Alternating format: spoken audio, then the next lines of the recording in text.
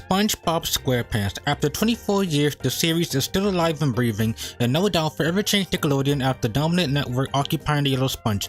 This yellow sea sponge has been embodied in everyone's childhood, and it's impossible to know one person who has never seen or heard of this character. The show has influenced the history of animation and cartoons. The undersea character has made Nickelodeon the top company in terms of cartoon animation and has been a fan favorite of the modern generation and the last one. The fact that he is the most memed character and show especially is an accomplishment due to how timeless and relatable the show speaks for the culture. I've been a Spongebob fan all of my life, from watching the show, all the movies. I played every game down from the GBA to the PlayStation 2 and Nintendo Wii. That's a video for another time. I had the complete DVD set of old Spongebob when I was little, once having Spongebob bed sheets, even Spongebob slippers. Jesus Christ. Spongebob Squarepants is my favorite show of all time, and it is the most iconic cartoon of its generation, and it's practically the main cartoon that I grew up with. I loved it not only for its comedy, but for the characters, the stories which were told, the optimistic tone, and the unique underwater setting. Now, where did your thoughts on SpongeBob change due to the infamous reputation that every episode after the first movie sucks mindset that people have? For the infamous modern SpongeBob era throughout season 5 through 9, or if you're still a fan of the show, no one can possibly deny that this show has changed Nickelodeon forever. So how did SpongeBob quite literally save the network? Back in the 1990s, the Nickelodeon company had other stand-ins for popular cartoons around the time. Perhaps you remember these classics: Rugrats, Hey Arnold, Doug, Cat Dog, Rocko's Modern Life, Our Monsters, and those were only some of the better-known cartoons occupied around the era. But it was around the late 90s and the oncoming millennium that most of these shows sadly ended. And they were without a doubt classics, but there wasn't any shows that surpassed at least only a few years, and Nickelodeon slowly began declining. And while some shows after these cancellations aired, there was never really a cartoon that could appeal to such a broad audience at the time like SpongeBob could.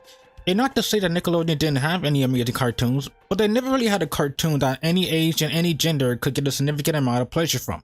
And we forever thank the brilliant and artistic mindset of Stephen Hillenburg, who made such a unique show that is still culturally referenced after almost 25 years. Before the Yellow Sponge was ever officially created, the before show creator Stephen Hillenburg was a marine biologist and teacher, which it seems that fact tends to be a bit undershadowed by him just being the guy who made SpongeBob. For those who are not aware, Hillenburg also dedicated his animation and writing career for other projects in the early 90s. This man really was a pioneer to work the still developing Nickelodeon studios, where their cartoons gained success, but none of these cartoons ever managed to firmly grasp onto the everlasting success or legacy that the future SpongeBob cartoon was going to be.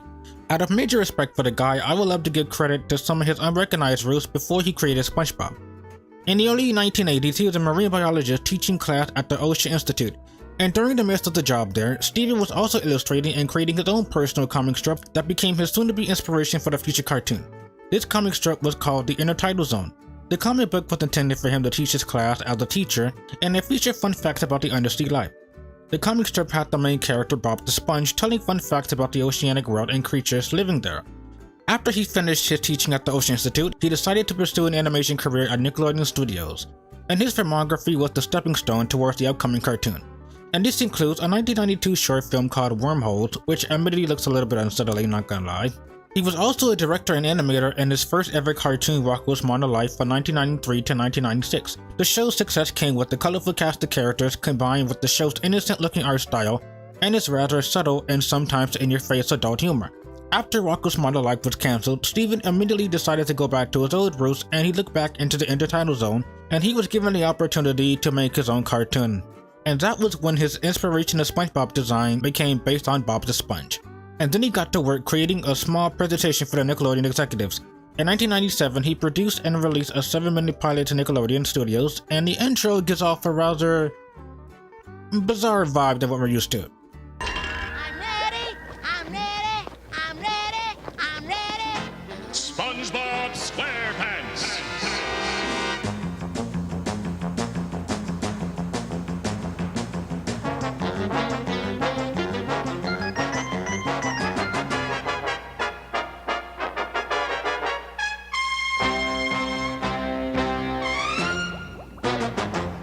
After he presented this pilot, the executives originally wanted the premise of SpongeBob being a student in school, presumably to relate to a kid demographic, but that's my personal theory. But Hillenburg insisted on wanting to make a kid-friendly cartoon with a mature age character, so he insisted SpongeBob to remain an adult. But to kill two birds with one stone of pleasing the executives, he made the character attend boarding school in the show. And lastly, before we dive into the series outlook, some small fun facts.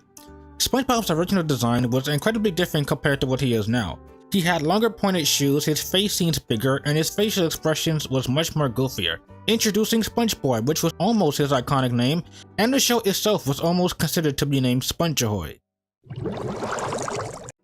Spongebob has finally been released on May 1st, 1999, with Steven Hillenburg as the director and top dog, having absolute creative control. And he teamed up with some of his associates from the previous cartoon Rocko's Modern Life. The show has the central theme of SpongeBob SquarePants, an undersea sponge who is just living his day-to-day life, whether that would be cooking at the Krusty Krab or hanging out with his neighbor and friends, or even if he's failing horribly to obtain his driver license. The show assembled the cast and voice acting talents of veteran voice actor Tom Kenny, who has been voicing the iconic character for almost 25 years currently to this day. The other actors include Bill Frickerback as Patrick Star, Roger Bumpass as Squirrel Tentacles, Clancy Brown as Mr. Krabs, Doug Lawrence as Plankton, and Carolyn Lawrence as Sandy Cheeks. Unbeknownst to Nickelodeon and the executives, they have literally struck gold in terms of the most unique cartoon, not only in Nickelodeon's history, but practically any cartoon in history. With the perfect casting direction and well voice acted crew, the uniqueness of the show's premise, the all-around likable and recognizable characters that are strangely all relatable and grounded, and the incredibly witty and enjoyable humor that kids may not catch on to when they're little, but adults can laugh at, it quickly gained the show into infinite success. The first season of the show was the only season produced with cel and hand-drawn animation, which for those more familiar with the digital art style the series is known for now, the colors in the first season may seem a bit dull or less saturated, but I think it elevates the aesthetics and care and charm put into the older seasons. It really shows the fact that the characters are underwater, whereas sometimes in the modern era, it just seems like they're almost in a regular city instead of an underwater city. Even small things like the sound design really demonstrates how they're underwater, where later seasons don't really have much bubbles or oceanic sound effects. The character models all move incredibly seamlessly with no stiffness, although it is kinda distracting at times to see the color changes throughout the season, and SpongeBob's design especially sometimes. SpongeBob's eyes are asymmetrical, and for most of the last season, his eyes look a little bit bigger. And one more note, but has anybody else realized the size of Plankton in the first season? They used to draw him in perspective as legitimately small, smaller than SpongeBob's thumb even. They even drew him literal pea-size to where the characters couldn't see him at all. But for the rest of the series, they cheated with how they drew him. Not a criticism, just wanted to point it out. But all that aside, the background art may seem a bit dull and not that colorful, but the art style and character movements are so well crafted and blended so well that I don't think it really breaks my immersion or anything. And this brings us to the atmosphere. Since we are just learning about the lore of the show, getting to know the characters of SpongeBob and its relationship with all the other characters, what Bikini Bottom is like and how it functions, the first season really reeks of pure mysterious and intriguing atmosphere, trying to become attached to these characters and learn about the personality traits and what makes all of them different from each other, trying to feel for the characters and try to relate and care for them. Now, obviously with the first season of any show for that matter, not every major detail revolving around the lore or the characters will get answered right away. Like, why does Mr. Krabs and Plankton hate each other? Or what's the origin for their hatred for that matter? Or why does Sandy Cheeks live in Bikini Bottom? You know, underwater, when she is clearly a land squirrel. But at least keep in mind, these were the times where they were trying to develop characters, and this was where the crew was trying to make longer stories to fill out the 11-minute runtime. So it is forgivable when most questions aren't really answered in the first season alone. But things that are established is the fact that SpongeBob meets Mr. Krabs for the first time in the pilot, and he gets his fried cooking job there. SpongeBob and Sandy first meet each other at Peak of the Tree Dome. You know, not like in a certain other show that we're not going to talk about. Then there was the introduction to the bitter rivalry between Mr. Krabs and Plankton, where we learned that the secret Krabby Patty formula is the most precious item in the series, and its ambiguous nature pissed me off as a kid, I'll tell you that much. Season 1 was honestly the first season in the show ever to have the most lore, whereas in the postmodern era, those seasons start to have more lore added to the series. But the first season succeeded with the introduction to the main and even side characters like Mermaid Man and Barnacle Boy, and it's a great foundation for learning about the wacky world of SpongeBob. First season is more of a warm-up back where it combines calmness and has a sense of peace. 2 and 3 will tend to up the antics and comedy. So once again, the first season is probably the most quiet season you'll ever have from SpongeBob, so enjoy it while it lasts. And this brings us to the introduction of the main cast. Spongebob, the innocent, naive adult who's just living his day-to-day life trying to make others happy. And while he is naive and a charming idiot, he is also a straight man to people when they have their moments of stupidity. Patrick Star, well, first 3 seasons Patrick, he is the next door neighbor who isn't portrayed as blindly stupid yet. He is more of a chill friend that SpongeBob occasionally goes for advice, and Patrick acts as that friend who he thinks he knows everything but doesn't know what he's talking about. However, what the modern seasons failed to notice is that when Patrick did something irrational or said something dumb, at least there was some logic behind his reasoning, so it was understandable why SpongeBob listened to him. In Tear the Tree Dome, Patrick mistakes the concept of air for fancy talk, and he is more interested in the fact that SpongeBob has the date with Sandy. Honestly, a true bro moment. There's Squidward Tentacles, the overly grumpy and narcissistic neighbor who seems to have an inner hatred towards SpongeBob, literally right off the bat in the first episode. But the show decided to give him some humility by showing a contrast to his hatred. He also secretly cares about SpongeBob. Come on man, pizza delivery ending can make a guy almost shed a tear. And he apologizes to SpongeBob in full in April as well after he feels incredibly guilty for the prank that he pulled. We have the loyal father-son relationship between Mr. Krabs and SpongeBob, where we see Mr. Krabs is very trustworthy to SpongeBob. And sometimes, even when Mr. Krabs has lied to the Sponge, like giving him boosts and telling him that they were special, Krabs finally admits his wrongdoing because he was guilty about SpongeBob's sadness. Or because they drove him insane.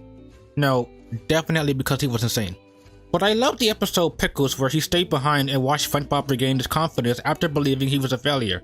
It shows that Mr. Krabs treats SpongeBob like a son better compared to his daughter Pearl. We have the adversary relationship between Plankton and Mr. Krabs, and SpongeBob occasionally gets in between them. He is a Plankton who is envious of Mr. Krabs' success and wants to ruin the business. Plankton is by far my favorite character due to Doug Lawrence acting and the interesting character he is. He seems bittersome and hateful and isolates himself from everyone, but the show showed trinkets at times where Plankton secretly wants or supposedly needs a friend. Like in my favorite Plankton episode, Fun. They showed that despite the fact Plankton wants to manipulate SpongeBob to befriend him to get the secret formula, the storytelling tells us that he is conflicted with his desires and his new bond for SpongeBob.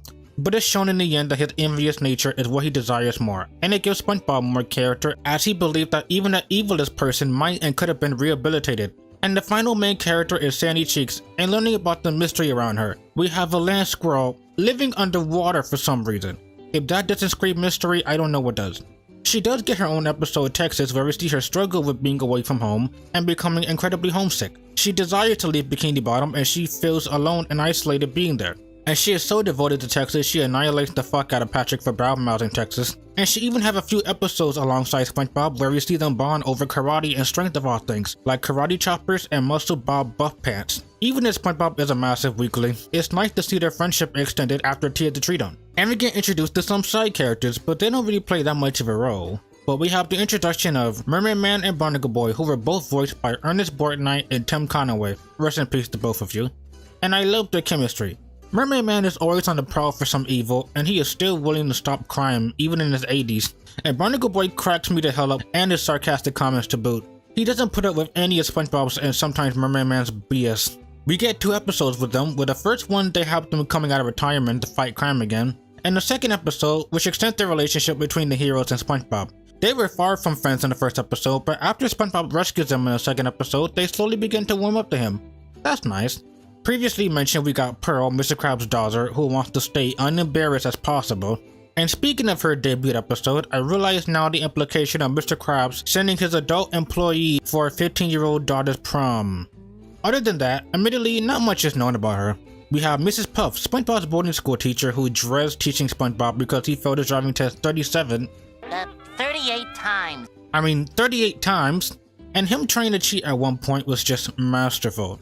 And finally, Larry the Lobster, who alongside Pearl actually got the most massive backseat in the series. Some episodes do have Larry in it, but when he's there, all he ever does is flex his muscles to just does lifeguard stuff.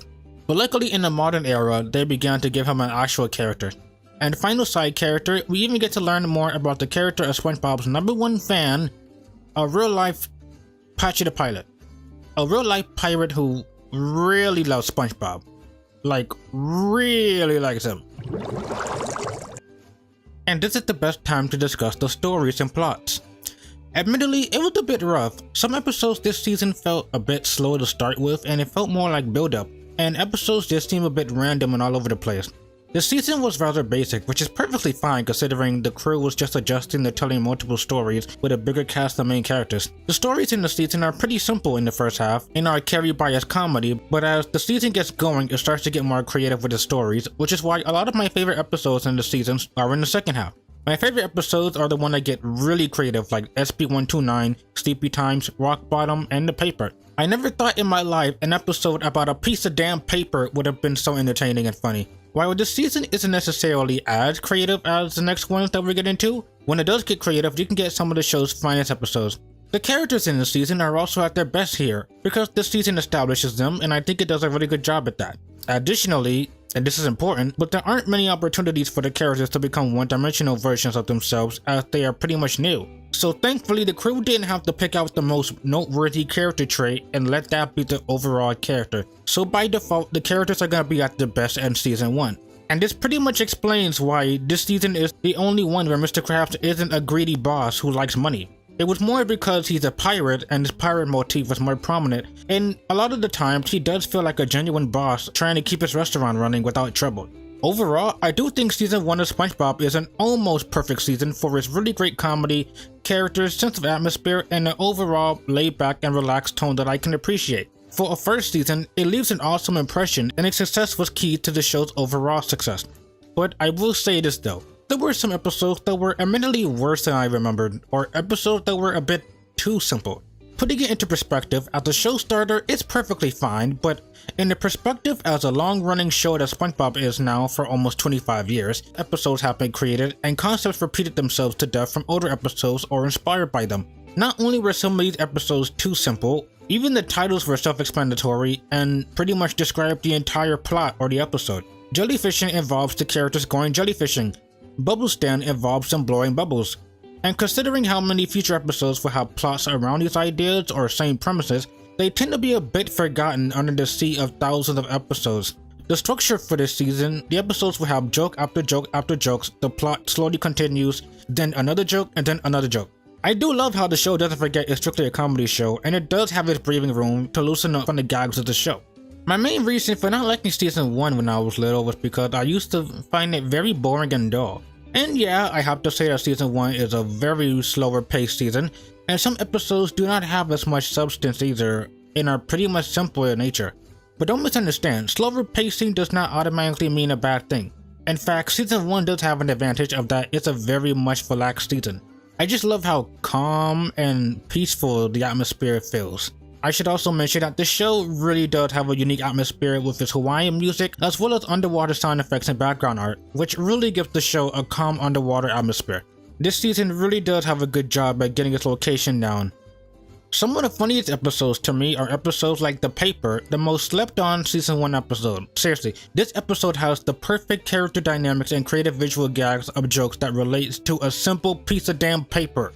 Another episode that I really like is Arg, which portrays Mr. Krabs going insane really well, and it has classic moments like Weast, rev up your fryers, and SpongeBob screaming at Mr. Krabs to go to bed. I really love the nuances of how this episode starts with the characters playing a board game, and the next thing you know, they're on a pirate adventure. An Opposite Day has the really unique theme, and it goes all out with its opposite related gags, and manages to be a really clever episode by making SpongeBob act like the opposite of himself. Squidward. And SB129 goes all out with his jokes related to the concept of how everything is made of chrome, and it cleverly tells the story that Squidward somehow invented jellyfishing, the same game that caused him to go on this adventure in the first place.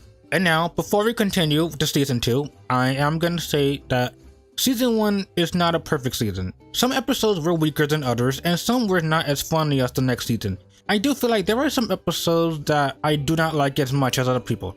For instance, I think Nature Pants is one of my more recent low-tier episodes because the plot of SpongeBob just deciding to live outdoors because, well, why not? I get that he fantasizes about being a jellyfish, but even then, it just kinda happens. Nature Pants was kinda dumb, and the idea in and of itself was random, but the episode was funny. I don't hate it. Meanwhile, the Halloween episode where SpongeBob transforms into a snail, which terrified me as a kid. But ignoring the horror aspect, it was drawn out and made no sense. Like, why the hell did the doctor tell SpongeBob to give Gary the syringe if you're squeamish? Why are you a doctor then? And don't get me started on the lazy ending of, oh, you thought Gary was starving the whole time and the episode was depending on that tension? No, he just needed some water. Neptune's spatula is probably one of the most boring episodes of the season. The joke of Neptune not believing SpongeBob poured the spatula was almost 5 minutes long, and even the cook-off was not interesting. But we got some classic episodes like Tear at the Tree Dome, which who hasn't seen this image 1,000 fucking times, and Help Wanted, Anchovies, Tiny Tim Man, Rock Bottom, and the complete relatability of Waiting for the Bus. And season 1 is once again the most common season of the entire series, where the stories flowed naturally, slowly, and took its time. Where for the rest of the series, episodes will feel noisy, rapidly fire humor left and right, or would be as random and wacky as possible. But I can always respect the team for just working with what they had, and the show either way was still a massive success. And ignoring the fact that SpongeBob still exists to this day, season 1 is a pretty good season and a very good introduction to the show, with the crew and talents finding their footing with the characters we can all relate to, educating ourselves with the lore and mystery surrounding them and the undersea water Bikini Bottom, and for being the most unique cartoon in generations this network had ever seen. It is no wonder this show got pitched for a second season the next year in 2000. While season 1 was a good start for the series to come, let's see if season 2 can do a better job establishing the show. SpongeBob Season 2 announcement was made on August 31st, 1999, and it debuted its premiere on October 20th, 2000. And that is a very fast pitch indeed. You can clearly see the success the show already had for the network. The characters are back and revamped and given more screen time. The show has also been updated to the newest technology in the 2000s, digital inking. The show's animation art style has been updated to the digital world, and again, this was 1 year after the last season, and the show's already having another one. So, with another season, will the show be better than last season? Well, let's dive in.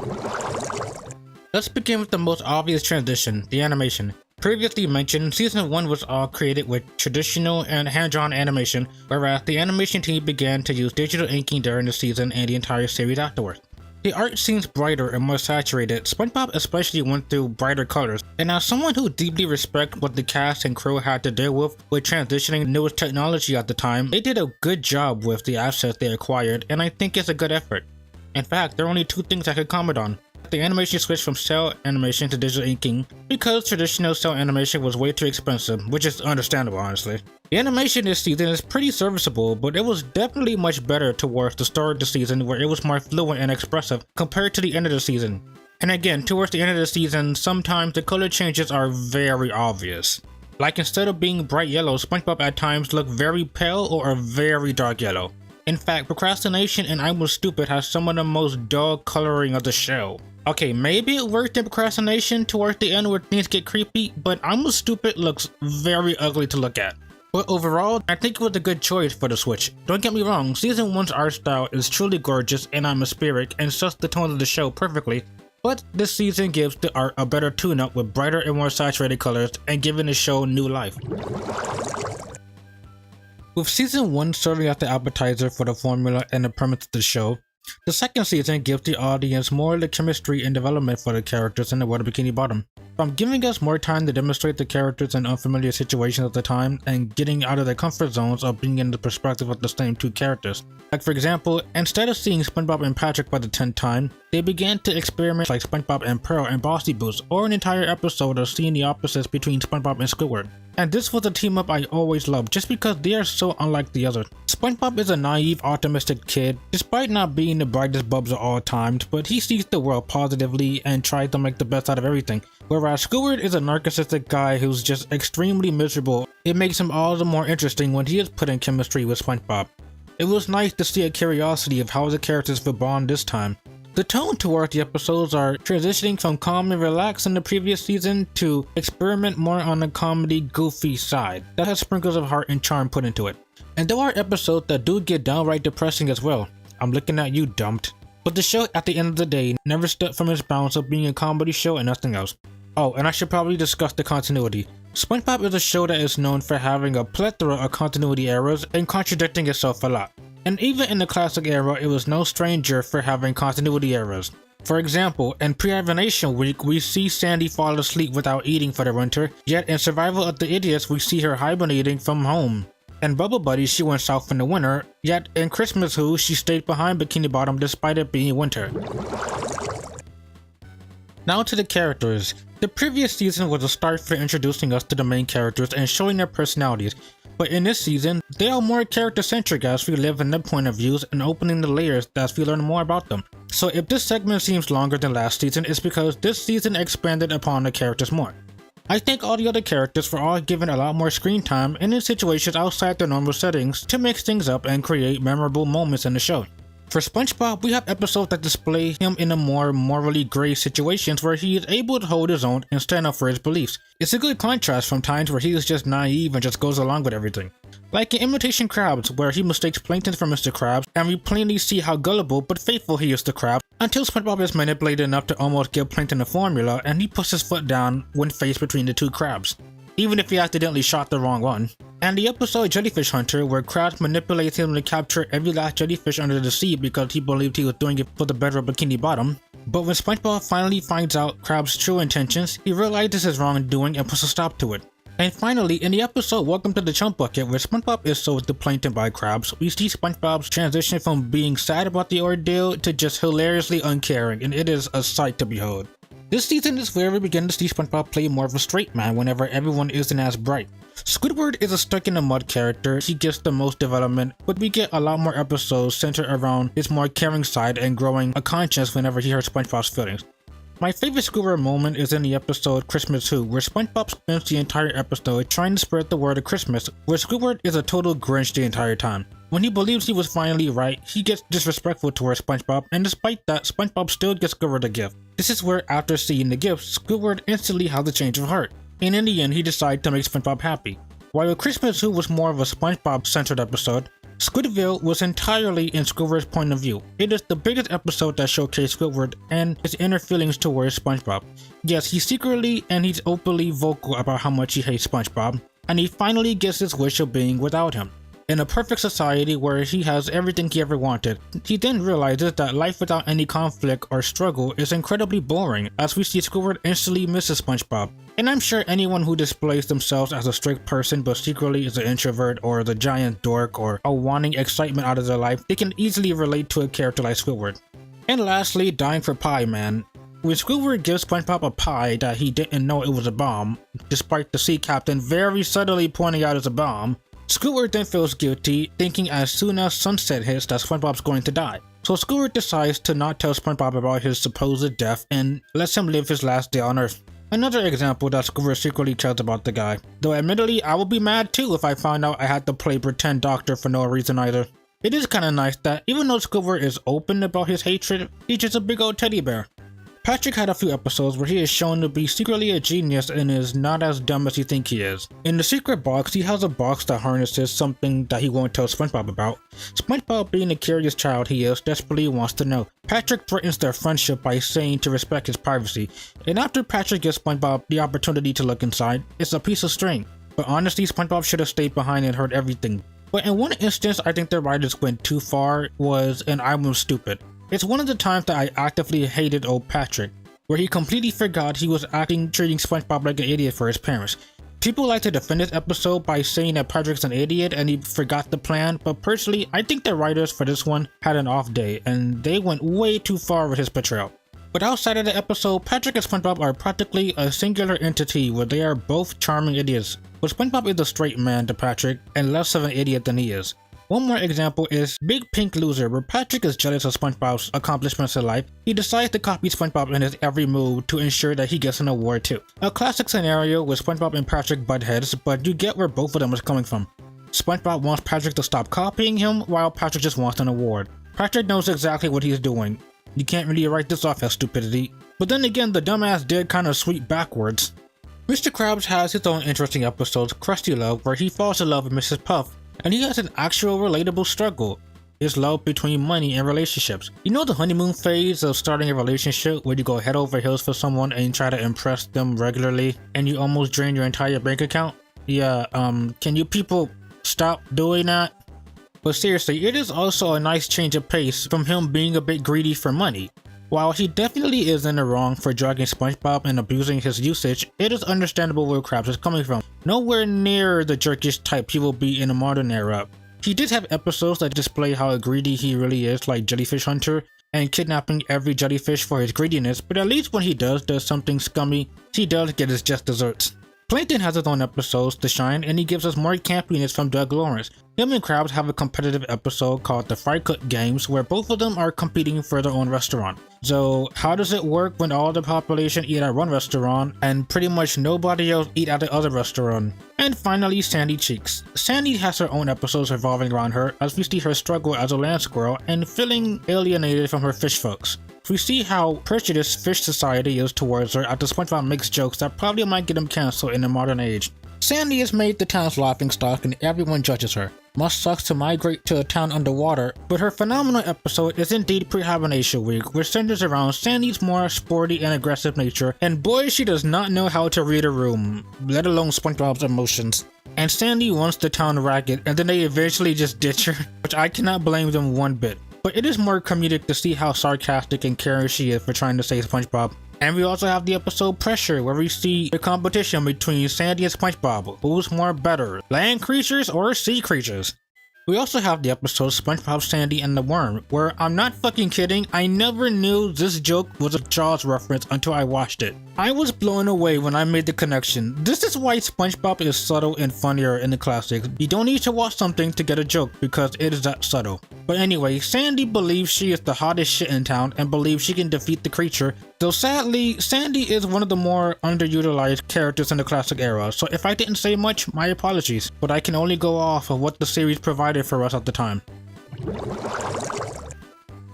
Season 2 was actually a lot more fast-paced than Season 1. Stories move along much more faster, and we have a lot of more jokes packed into each episode. The season is basically if you take Season 1, but you have better stories and more frequent and hard-hitting jokes. And more jokes result in much more funnier episodes when balanced with a cohesive story. It makes good and memorable episodes. A lot of episodes in Season 2 are among the funniest episodes of the entire show, and there's a reason why people look upon this season so highly. In fact, there's a reason why a lot of my episodes this season are a lot of my favorites. Because this season is pretty much perfect in terms of comedy and represents everything I love about the show. Hell, even the most recent episodes of the season that I don't really like as much managed to be a lot more funnier, alongside sharing some really interesting, fun, and charming stories, which is why there are barely any episodes I see as absolutely abysmal. The storytelling and plots have actually improved this season too, as the writers were learning to construct stories and getting used to making these stories shorter in the first season. Some episodes felt a bit slow or a bit rushed as well. Some episodes didn't delve into much of the character's personality as I wanted, or told as lengthy stories, and some of them felt a little bit sloppy with the writing, or some episodes didn't hold up as much. I'm still stuck on how dumb, personally, that Nature Pants was. And here, it gives a lot more insight to the characters in their lives, expanding on their inner psyche and how they think and why they do certain things. The season gave more weight for having a better balance of the story and comedy at the same time. The comedy is better handled here as it escalates the jokes while simultaneously moving the plot forward. So they have to balance humor and storytelling at the same time. And thankfully, the plots became a bit more complex in the story department, giving characters a lot more motivations for the plots. Dying for Pie involves Squidward spending time with the neighbor he hates after he believed he gave SpongeBob a bomb that will kill him. Squid's Day Off involves Squidward tricking SpongeBob to do his job while he has a free day off, but he gets increasingly paranoid over the course of the episode, thinking SpongeBob's gonna mess up. Grandma's Kisses has SpongeBob stuck in the plight between acting mature to not be made up in public while still wanting his grandma's affection. It's an episode anyone can relate to, and it's bittersweet. And Band Geeks, man, the best episode that gives the character the strongest motivation, a reason for why we should root for him, and the cast of characters all being themselves without an ounce of annoyance. Though I will say some episodes do go a bit too far with the humor or rarely didn't nail the characters right. I personally don't really like Squid on Strike as much as other people do because the plot didn't really go anywhere for a while and it's just the jokes covering for them. Spongebob is my main issue, as yes, he's not the brightest crayon in the box, but he does occasionally understand eventually. But in this episode, he seems a bit more naive and dumber than usual. He didn't get the fact that Mr. Krabs was being a bit abusive with his power, and doesn't seem to care about the abusive workload. But yes, I understand that SpongeBob is loyal to Mr. Krabs, but as you will see in other episodes in the same season, he will not put up with Mr. Krabs' BS when he knows he's doing something wrong.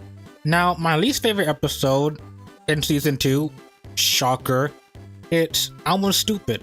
This episode I really hate, where the mean-spirited nature was extremely far. The episode was just the main joke of Patrick being an unlikable asshole to Spongebob. Patrick never realized what he did was wrong, he never apologized to Spongebob, nothing. When the episode succeeds, it leads to simple and complex perfect stories combined with good comedy. But when episodes fails, unfortunately it fails with the lack of comedy, which the show is known for. But another credit to season 2 is that I can appreciate episodes that do try to go for more serious tones, with the best example, Dumped. SpongeBob's pet leaves him for Patrick, and outside of small gags, this episode is rather sad. It's not a tearjerker by any means, but it's a whiplash from all the other comedy-filled episodes. So overall, season 2. It has its small flukes and flaws, but I cannot deny that season 2 is a much better season than season 1. The characters are given more chemistry and different interactions at times to learn of their ideologies and characterization. The show became funnier this season compared to last one. The animation is a step up from the hand-drawn animation, and when the show wants to tell a story, it does intend to go there. And I am glad the show experiments other tones to not only make me laugh at the same time, sometimes spook us or even tell a sad story. So season 2 was better, but let's see how season 3 will turn out to be. Before we move on to season 3, I want to take a moment to discuss the cultural impact of the show during the season 2 premiere. Now, during the time on SpongeBob, this cartoon became the highest watched cartoon during the cable era, and during around this time on Nickelodeon, it was also the second most watched, just shy behind the Rugrats. Season 2 was the season that got SpongeBob noticed for his intelligent and subtle adult humor, the wonderful voice acting talents of the crew members, and the unique aspect of the show with its characters and art style. And SpongeBob really was a lifesaver in the company since it came out right towards the end of the decline of Nickelodeon. A show that could entertain adults and children without sacrificing one's enjoyment for the other. It's so timeless, it's so subtle, and yet it's sporadic, you know? It's such a really precious gem that shows really tried to emulate. And this is even more sad to think about because Nickelodeon then attempted to replicate the show, and yet they got the formula so wrong. This is the rarest occasion where the artist only ever knows how to perfect his craft out of everyone else, and although everybody else tries, either they failed or couldn't do it as well as Steven Hillenburg. But anyway, let's finish the main classic series before we dive into the movie. The season's animation is more of a ramped up version of season 2. Once again, upgraded the art style, and while the animation looks similar, at least I always thought that, but the art went through a massive glow up in aesthetics. The characters move and look more fluently than ever before, with the painted backgrounds and scenery looking brighter, cheerier, and colorful. Or at least when it fits the mood. The background looks more stylized, especially in some episodes like Nasty Patty for instances, with the nighttime scenery and the fog effects. I can tell that they were trying more lighting and shading techniques, and although it looks a bit strange, it blends well with the show's art style. And the character models transfers well from last season. However, a small complaint is that even though the animation looks good, it's the most stiffest animation in the show so far, as it seems they were cutting costs a bit, and the less cartoony movements in the animation are on full display. But again, that's a very minor complaint compared to everything else in the animation. The animation and art style looks as good as always. Well, honestly, in season 3, the series kinda stopped having lore for a while. The series after the movie interjects more lore into the show, but instead I'll briefly talk about the tone of the season. The show has pretty much established itself with the characters and their personality, and this season, just like the previous one, amplifies on the comedic aspect of the show. These episodes are more focused on the humor, and although the stories mostly remain simple, like Party Pooper Pants where SpongeBob just wants to throw a party, or Idiot Box where Squidward wants to play in the box that he thinks is imaginary, it's the combination of the well thought out and executed timing of humor, the interesting and different scenarios the characters are put into, and the interactions of the characters that give us some of the best episodes in the series so far. Whether the funniest moments, the more emotional moments, or even rarely the most infuriating episodes, I cannot deny that this season is an even more massive upgrade. We're creating new ideas for the show and characters. And along with the more diverse plots and stories they tell, it creates memorable moments in the series. And the reason people recognize and remember most of these episodes is because the show combines the same old traditions we are familiar with and tells amazing stories that subverts characters' expectations. Because we are so in tune with how every character acts and thinks, the writers begin to spin their webs and telling spectacular stories that not only expanded the characters out their comfort zones, but the stories too by getting more complex. For Spongebob, a good example is Can You Spare a Dime, an episode that has the ever-loving and simply caring character taking in Squidward. We all know Spongebob's undying devotion to Squidward, and while it's not the first time we see these two bicker, this is the biggest example by the fanbase, where we see Spongebob actively not putting up with Squidward, taking advantage of him, and showing even the nicest people can have a breaking point. Now that I think about it, Spongebob have episodes this season that really show him more aggressive nature.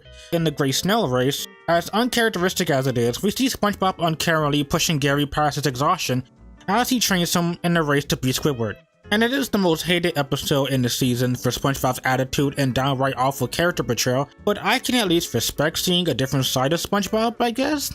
There's Party Pooper Pants, where Spongebob is horribly annoyed with people ruining the schedule he planned out for the party. And in The Sponge You Can Fly, where the townspeople go out of their way to humiliate Spongebob until he actually does, and then they also take advantage of him.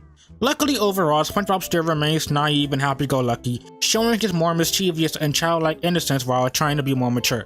Like Weenie Hut Jr.'s, where we see Spongebob trying to act manly to enter the Salty's platoon. Hindenburg still manages to capture the childlike character of Spongebob while having moments where he isn't afraid to get angry and stand up for himself. And that is the element that will be missed in the modern era. I will just quickly get Patrick off the list as well, since he is a tad like Spongebob with having a small childlike character to him, and most episodes involve them fighting each other.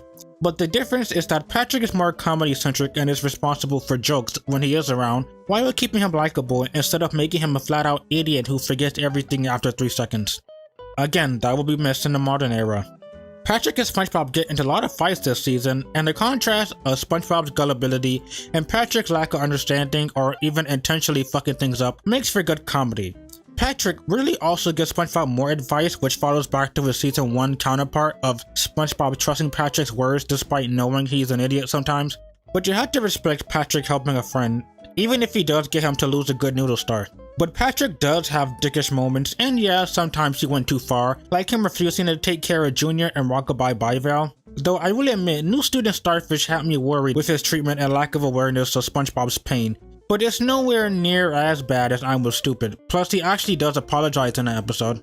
Squidward is again the most interesting character, with showing his more vulnerability and wanting to include himself in the silliness with the Sponge and Starfish. In Snowball Effect, he initially hates the idea of joining Spongebob and Patrick with a snowball fight, but in the end he actually enjoys the sport. And Camping Episode, he goes camping with the two, though he kinda did torture himself with thinking they were indirectly daring him to, which they weren't.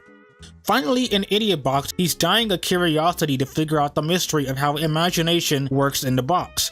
It's a nice change to see the narcissistic character who thinks he is above everyone and telling himself he will never join his neighbors, only to end up liking the very same thing he hates. He was always a narcissist who secretly wants to have fun, but he's too proud of himself to admit that. Squidward's like a kid himself who secretly wants to have fun. Mr. Krabs went through a mild change in terms of his greedy nature, and looking back at this season compared to season 4, on a writing standpoint, I can now understand why the new writers made Mr. Krabs unbelievably selfish and greedy, though this season was not that bad and not that harsh. I mean, the worst Krabs does in the classic era was sell SpongeBob for the price of 2 gumballs and kidnaps every jellyfish in existence. But in season 4 alone, Mr. Krabs refuses to give Pearl a single gift and wanted to be cheap even on her birthday. And that is all in terms of most of the characters, because most of the characters don't really have that many moments. We also have like one-off villains, you know, like the Tattletale Strangler. But in terms of the main characters, we'll talk about some of the characters more when we talk about the storytelling. And now it's time to discuss the last season of the pre-movie era of SpongeBob SquarePants. However, if I'm being honest, there isn't that much that I can comment on this season. I do have a bit of a hot take when it comes to season 3, but I'll get into that in a minute. And the main thing which I can say about season 3 is that it's even funnier than season 2 in my opinion. The humor has shifted to be more cynical, and the joke per minute ratio in the majority of episodes is so absolutely insane. Even more so than season 2, honestly. When most of these episodes in the season are one of the funniest episodes of the show has to offer, I think these episodes deserve the recognition. Hell, even episodes in the season which are admittedly lame and boring, at least on the surface, like The Great Snail Race, or Mermaid Man and Barnacle Boy 4, or Wet Painters, or Party Pooper Pants, these episodes are brought up by how funny they are, because regardless of how boring the plot sounds on the surface, I'm sorry, but these episodes are so fucking funny.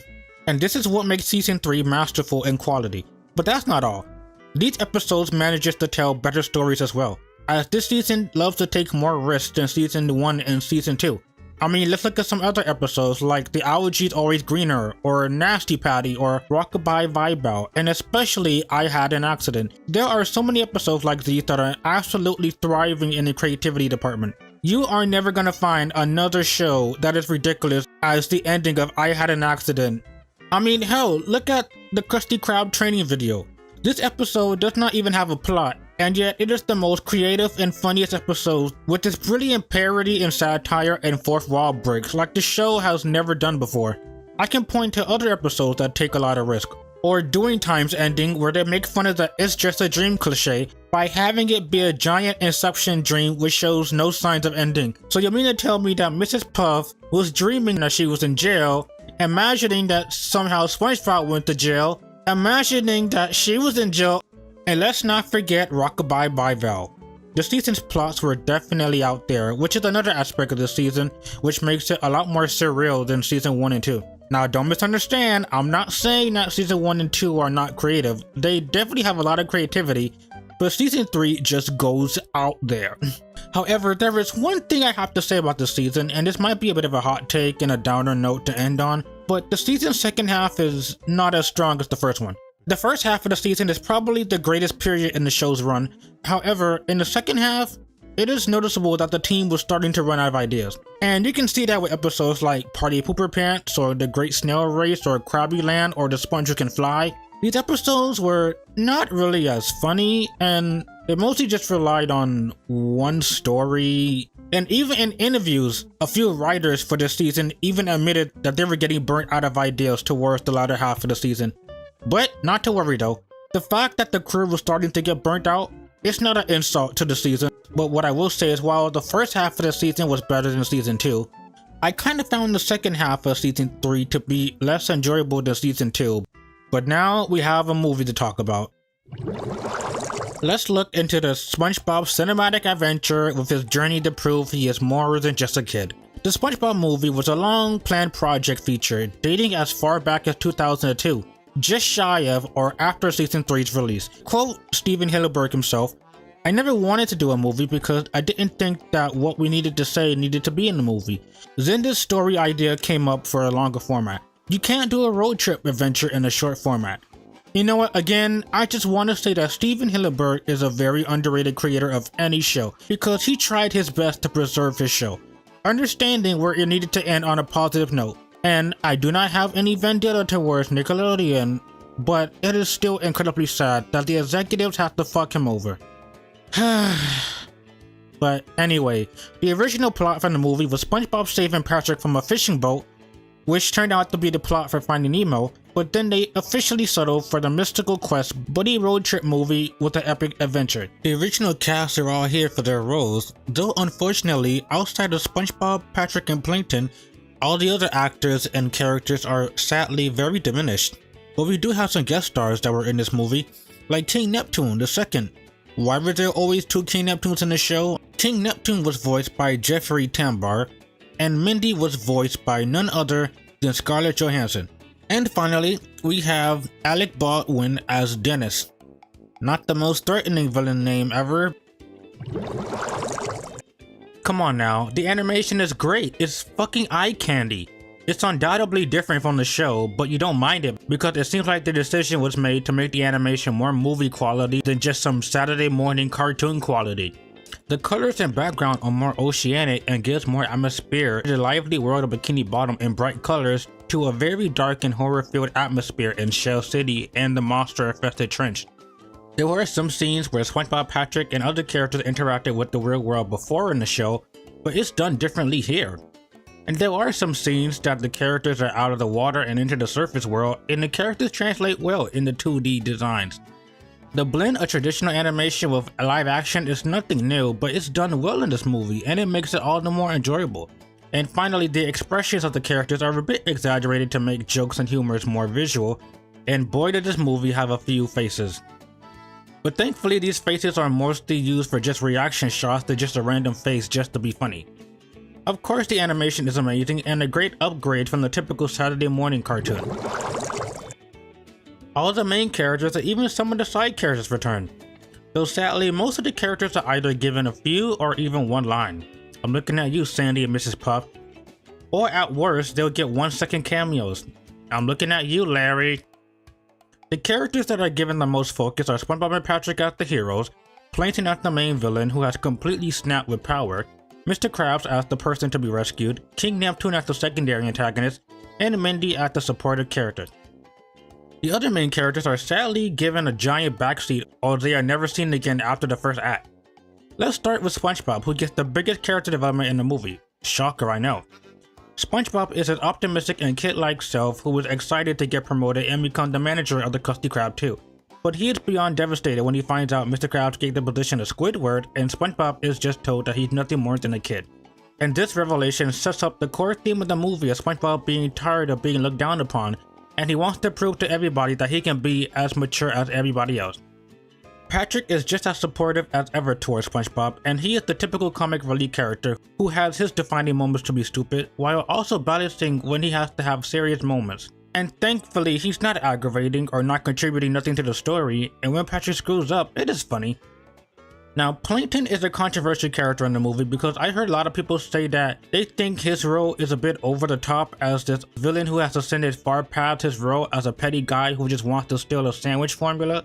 And some people say it's a bit out of character and too dark of the character to want Mr. Krabs to fry. But personally, I have no issue with this. Thinking about it, if Plankton was to simply sell sandwiches the entire movie, then what are the stakes? What is the threat of the movie? Nothing. I mean, besides Mr. Krabs being frozen, there will be no actual threat. So I do think it makes sense that he's gone mad with power with him finally having his dream and abusing the power. It makes sense, especially for an epic story like this too. It might be a bit far out concept, but it makes sense why. Neptune and Mindy, thinking about it now, they don't really get as much screen time as I used to think. But they're not terrible characters. Neptune is this hot-headed king who wants to execute everybody for existing. He might even execute you for sneezing in the wrong direction. While Mindy is the daughter who rebels against her father's harshness. Mindy has a bigger role as the guidance for Spongebob and Patrick, but thinking about it now, she didn't really serve that much of a purpose other than giving them false hope with the mustache scene and briefly stalling King Neptune's execution. I did wish she had a bigger role though, but I know the film isn't really about her. And finally, Dennis. He gets lesser screen time in the movie, but Alex Baldwin does a masterful performance as this menacing villain, and it's kind of a crime that he didn't have more screen time because his presence is really known when he finally comes out of nowhere.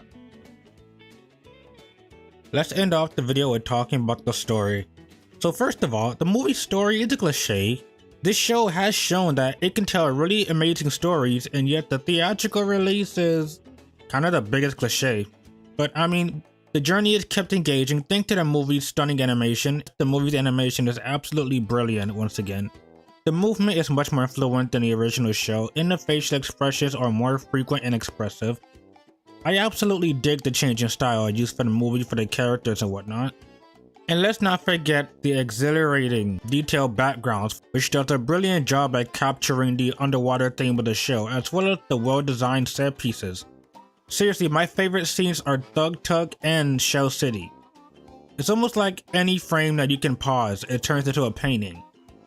Especially Spongebob walking away depressed, or when the two of them are walking to the Thug Tug. This movie has some good action too, such as the monsters that pretend to be an ice cream lady, or the final battle between Spongebob and Dennis on top of David Hasselhoff, even if the battle is like extremely short.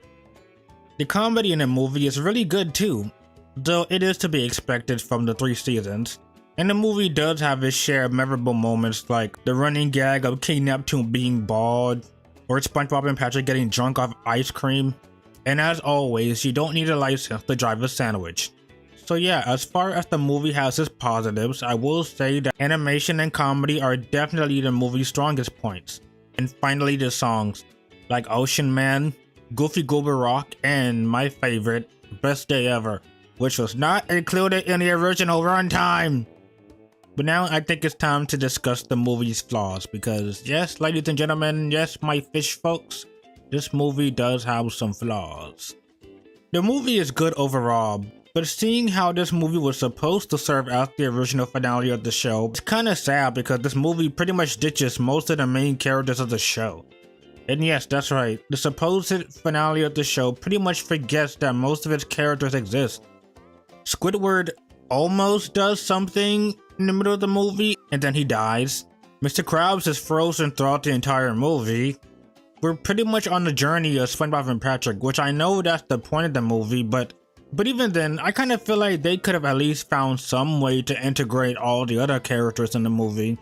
And as much as I don't want to compare it to Sponge Out of Water and the abysmal Sponge on the Run movie, at least I'll give those movies compliments for at least finding ways to integrate the main characters into the movie. I kind of feel like they could have done something similar to the first one. But I do understand at the end of the day that it is SpongeBob and Patrick's journey. Is it just me, or does it feel like the journey was kind of short? I kind of feel like the adventure was kind of short. I don't know about you, but the scene where the heroes give up and then Mindy shows up out of complete nowhere to give them false hope, I don't know. So you know, the movie does the whole hero gives up cliche, only to be immediately motivated. But then Mindy shows up out of complete nowhere, and to be fair, there wasn't anything major that made SpongeBob and Patrick give up, they just couldn't cross the bridge. But then, like I said, Mindy comes out of complete nowhere, like literally out of nowhere. Was Mindy stalking them? Instead of Mindy giving them false hope or something, why couldn't they just make Mindy make them a way to cross the bridge or something? But seriously though, why is she here? I mean, I know her only purpose was to give the characters false hope, but other than that, she didn't really serve much of a purpose. And I do think the lowest point of the movie was when the characters just kind of cried for 2 minutes, because that was where the movie just kind of went to a screeching halt for a while. And just one more criticism, but this movie just kind of Deus Ex Machina everything. It kind of feels like almost every single conflict presented is just solved instantly. Whether it's the Thug Tug, the saddest scene of the movie, David Hasselhoff, or the Goofy Goober Rock. While I don't have much issue with the other ones, kind of a weird ending for the movie where SpongeBob suddenly plays Guitar Hero and he just saves the city. I don't know, it's just kind of weird. And it's not like none of this is foreshadowed or hinted at. No, he just suddenly spawns a guitar and he just saves the city. But yeah, that is the end of me talking about the flaws. I love this movie. I still think this movie is good. And why? Well, I found it enjoyable. It was a pretty cool and fun adventure with beautiful animation, memorable set pieces, and well-directed action sequences. And thanks to this movie's strong comedy, I got a lot of laughs out of this movie. The cool thing about SpongeBob SquarePants is that it can get away with having a weak story as long as the comedy is strong. And this movie is a good example of that. Honestly, I loved this movie as a kid, and despite all my flaws even now, I still love this movie. I don't think it's perfect, but I still think it's pretty good. What made the original show so good was not only its comedy, but also the characters, memorable character dynamics, optimism, and general creativity. And yeah, while the epic movie kinda ditched most of its characters and went for a cliche storyline, and yeah, while the tone of it was a bit more bleak, while not the perfect way to end the series, it's still a pretty good one. It's a good combination of what made the show so good. It has good stories that's oozing with creativity, it has a lot of heart, charm, and soul put into it, and the movie does show what makes SpongeBob SquarePants, well, SpongeBob SquarePants. Yes, he's naive and a charming idiot, but at the end of the day, he always tries to do the right thing, even in his own kiddish way.